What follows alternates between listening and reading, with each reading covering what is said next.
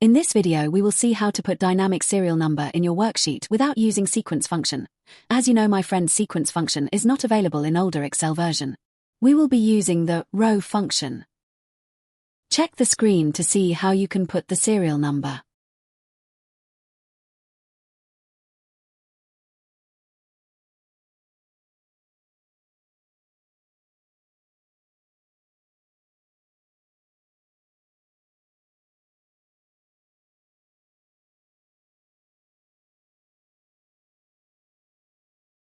You can also add prefixes to your serial numbers.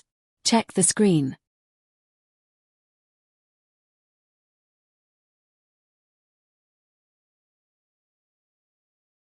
Hopefully you are getting into the thick of things.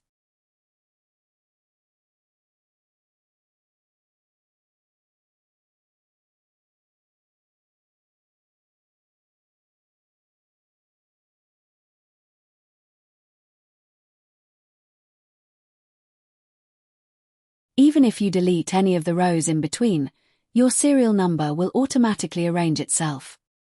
Hopefully you are getting it properly. Now let's go to another Excel hack. Suppose you want to use mathematical operation between two alphanumeric cells. The Excel will not be able to find out results as the Excel does not know how to ignore the letters to find the number inside the cell. In this typical kind of scenario, we will take the help of Flash Fill option in Excel. Check the screen carefully to understand how it is done. Instead of using hash, you can also use few other symbols like exclamation mark and dollar, etc.